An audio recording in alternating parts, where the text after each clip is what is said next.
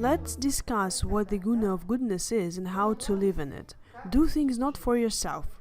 The guna of passion is selfishness, all to me, me and more. I use my wife to do what I need. I use a loved one so that he would do what I need. Manipulations for yourself and more. And in guna of goodness, everything is for others.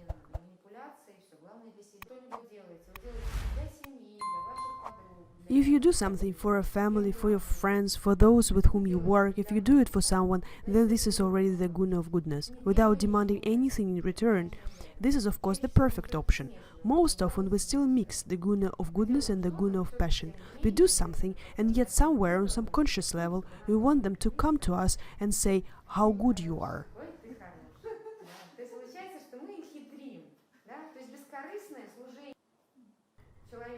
It turns out that we are cunning. Unselfish service to someone, a person or a society, or people or a group or an organization, even a party, is already the guna of goodness. Some politicians or businessmen who selflessly serve their own company or party are pure embodiments of guna of goodness.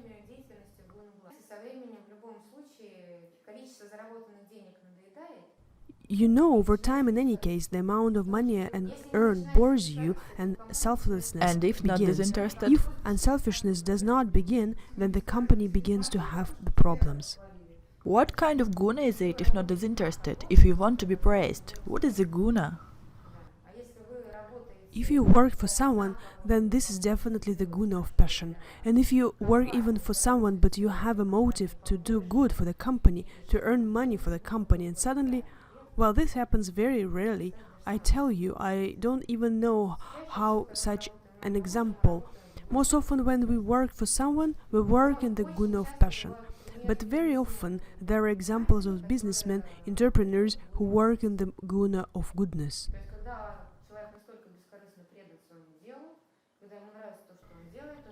When a person is so selflessly devoted to his work, when he likes what he does, he earns money in order to keep his employees well, arrange for them some activities, holidays, raise higher salaries, and so that their companies grow and so on, this is clearly the guna of goodness. Then this company will have very good karma. Once again, the most important thing, the guna of goodness clears karma. The more you do during the day or during your life, do something completely disinterested and not expecting to get anything in return, the actions in guna of goodness purify the karmic effects of all previous incarnations. Usually, after a person moves from guna of passion to the guna of goodness, suddenly he decides, well, he got acquainted with a group of some esoteric comrades or some spiritual comrades, and he thinks that from today I will try my best with all forces for everyone's best to try to do everything disinterestedly and for others. He starts doing something. It is terribly hard for him. He overcomes the resistance of the matter of the guna of passion, because the guna of passion dominates in our land. They are trying to provoke him in every possible way. That's why you give a blouse, your favorite blouse, to a girlfriend. You want it for yourself?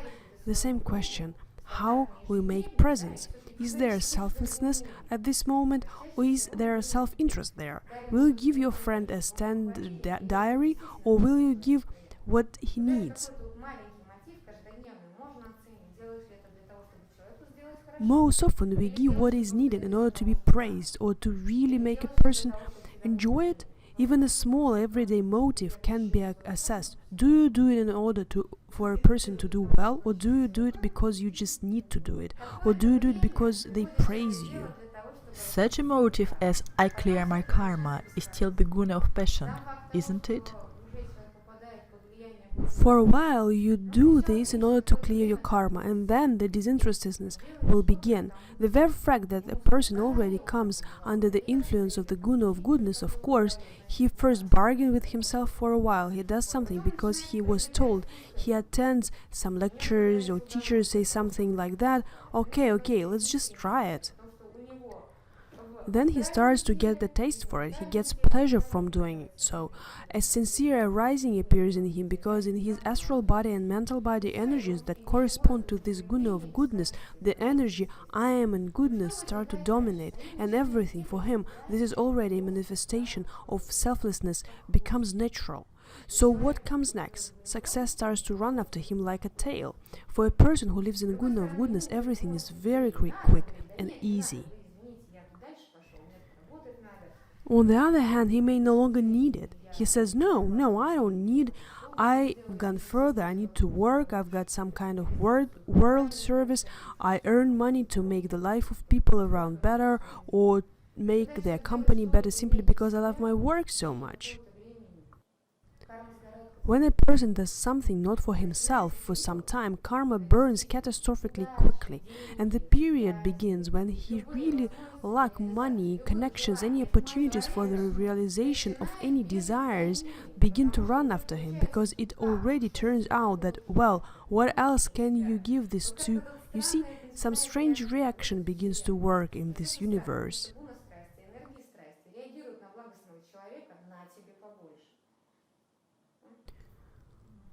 Not really strange, just the mode of passion, the energy of passion reacts to the benevolent person. You have more.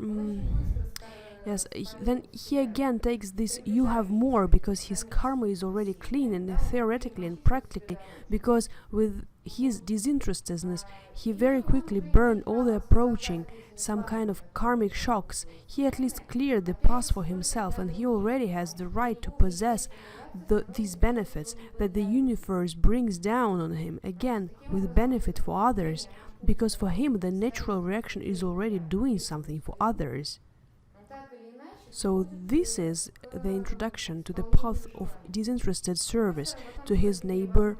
He somehow leads to the fulfillment of desires. On the other hand, when a person having the opportunity to have everything, he ceases to enjoy having everything. He begins to enjoy only giving. So it turns out that to get everything, you need nothing to want. Such a little law. But in order to start not wanting this, you need to start at least something. Let first be selfish, because Nadia said so. Also a good motive. Let's first start with the motive. At least something every day to do disinterestedly for some person, and then we'll see. Then the situations begin, karmic, which lead further, and the next level is already called transcendental. Well, let me tell you one more thing about the guna of goodness. It all sounds very optimistic that a person who is in the guna of goodness, his karma burns. It burns, but some karmic fireproof remains. There are several levels of karma. There is karma that is not destroyed by the guna of goodness. But even hard karma, like murder, of some kind of a global life shock, a deadly disease, it is very cool to remove.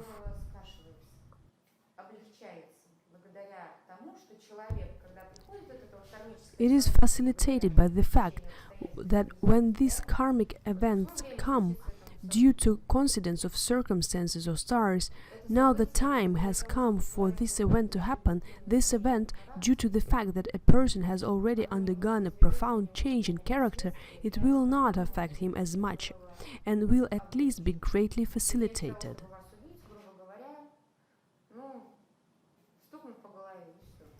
Instead of killing you, you roughly speaking will be hit on the head, that's it, and the whole thing will be over. Instead of losing everything that you should have, and losing, for example, you lose your credit card, which can be easily reproduced just by going to the bank.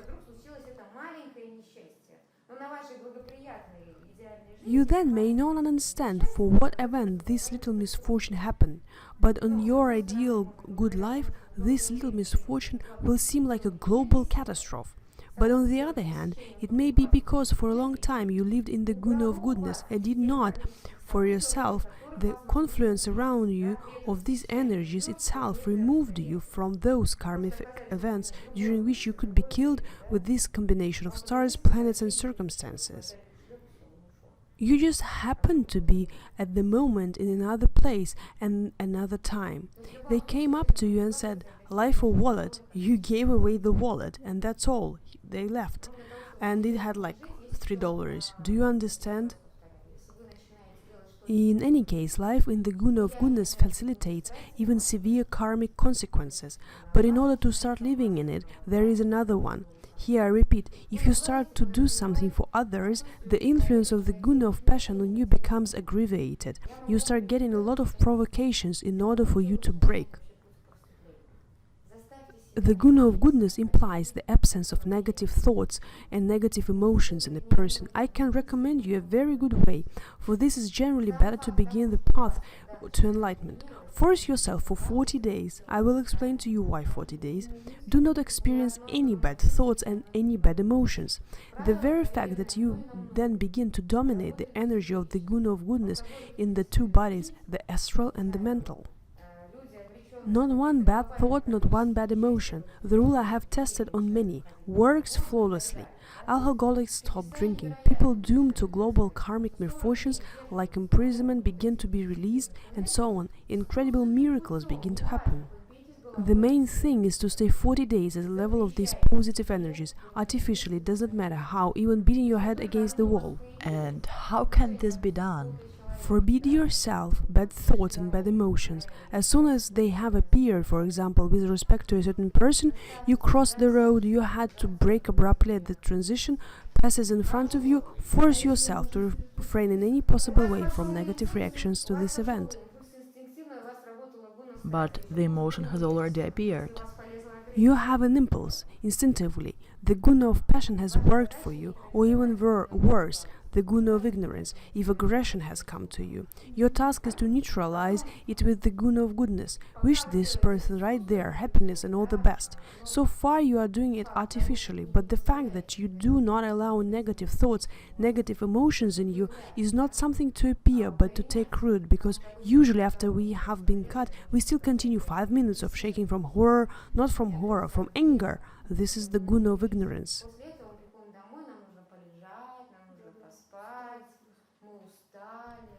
After that, we come home and we need to lie down, we need to sleep. We are tired, yes?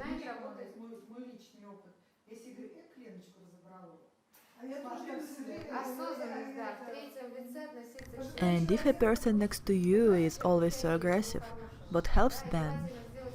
Wish a person happiness and all the best, and it is desirable to do it sincerely. And wish this unfortunate one who has cut you on the road so many times happiness and all the best until you feel better. And at the same time, you will feel like a complete jerk. It does not matter. You do everything so that then no one fell under your wheels at all, because when the guna of goodness dominates in your life, they will just run away. You never ever have to slow down. Well, we are talking about the rod, and if they say to you, you didn't do it in the right way, and you answer, dear, I love you too. No, you turn on the state of awareness. They told you so at work. You begin to follow this rule. Not one bad thought, not one bad emotion. Very correctly, Lena said, we start with the losing up of the identity. If we are identified with our skins, with our career, then we will naturally react. If there is disidentification, even artificially, at least write yourself reminders on a yellow piece of paper. Yes, as you look at yourself from outside, it becomes clearer. The greater the disidentification, the greater the ability to control these spontaneous releases of thoughts and emotions. First, disidentification begins, then not a single bad thought, not a single bad emotion. Then the bodies of the guna of goodness, the energy of goodness begin to dominate, and everything and the karmic events change by themselves automatically. But in any case, hold out for 40 days. It's very difficult. And why 40 days? Everything is 40 days in this universe. A lot of things happen in 14 days. This is such a mystical figure and it works. Therefore, we hold 40 days. When you have decided start, it does not matter neither the day nor the time. It is not necessary to wait for the start of the week. You can start from today. Not one bad thought, not one bad emotion. We go to the guna of goodness. And then there is also every day voluntarily, compulsively doing at least something disinterestedly, through the force, for someone, not wanting anything in return. Then everything begins. In 40 days, the guna of goodness will become fully accessible to you. You will already begin to enjoy this life. The next level is the transcendental level, the super karmic level. By and large, karma operates in 3 gunas of material nature. By the way, does our camera still work? Karma operates in the 3 gunas of material nature: the guna of goodness, the guna of passion, and the guna of ignorance. We live in the guna of passion all as a rule. Very few get out in the guna of goodness and become already elite. First, of course, they are rocked and rolled. At first it's very hard for them. And then there is one question: why does it immediately become very hard for them? Because at least the flow of all karmic processes at the level of the energy of goodness is accelerated. And if you used to go on potholes, have you moved over a speed bump at a slow speed? Practically don't feel it, gently shakes. And if you skip your troubles at full speed, the flow of your life is accelerating. And it turns out that those karmic events that were supposed to fall on you in 10 years, they fall on you in 1 year, but on a reduced scale. Do you understand? On a reduced scale. Do not leave the guna of goodness. Hold on to at all costs.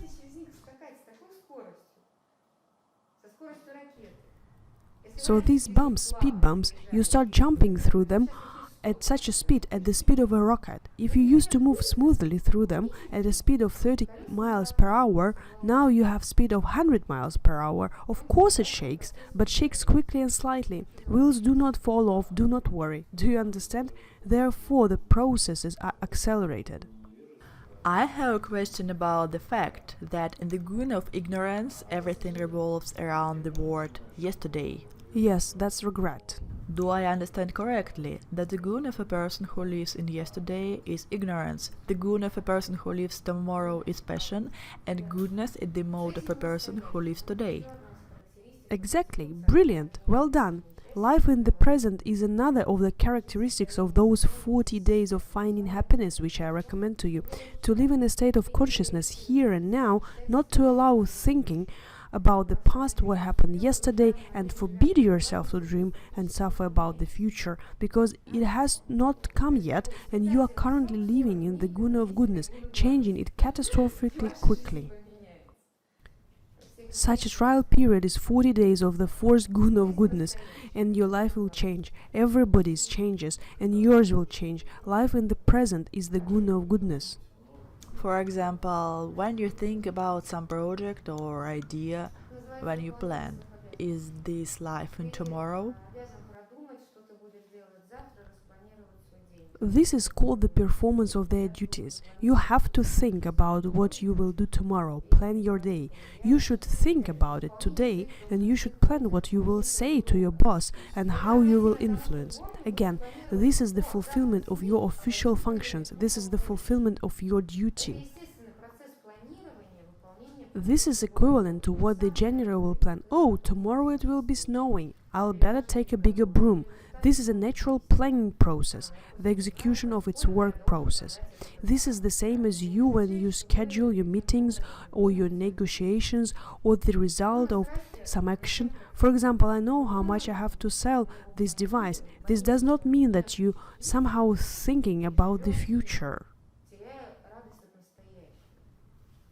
Guna of passion, what it is characterized by: we think about the future, we plan it, and we are afraid that it will not be realized. We live by it, losing the joy of the present. Do you understand? This is the guna of passion. Then you manipulate your neighbor in order to gain the expected qualities from him, and then you enjoy the communication with him. You see, this is the guna of passion. Or when you manipulate a person so that someday he will make the result you need for yourself, raise a child for yourself, not for his good, but so later in older age, well, and so on. Even the process of education in us is so selfish. We even put our children in specific schools where they're taught what we need. what it is if it's not the guna of passion? We act absolutely selfishly. Therefore, if you are just planning your tomorrow or planning a future, some kind of project, you are planning it by doing your duty. Sometimes it's hard to separate the things. When you plan, you often start thinking about the fact that something goes wrong. If while you think you are being attached to the material result, then this is the guna of passion, this is the karmic level. It is not the guna of goodness. If you are doing a project, a plan of your work, simply calculating how it will be better for the project, for the people participating in it, forgetting as it for yourself, this is the guna of goodness, a good karmic level. This is super karmic level. In this case, making this project will be absolutely successful. If you do this project and think, yeah, I will do it like this, and so he will earn so much and I will earn so much, you have a goal, you have a material attachment, you mean anyway. Anyway, the energy of the project is formed for the guna of passion, so the project is already doomed to the karmic events within the framework of this project. Already it turns out that any egregor or any company creating or acting on a project or participating in any business transaction and so on, if you do it just for the sake of having to just come and sell the computer without thinking about what you earn, a commission, or you get pleasure from communicating with a person, you understand that he needs this computer, you seem to be doing good for him, forgetting about yourself. A lot of merchants do just that, and they are incredibly successful because they do not think about themselves, they think about their result. And the best businessman who earns a large amount of money is never tied to the result, no matter how much they earn. Then an accountant accidentally talks about it.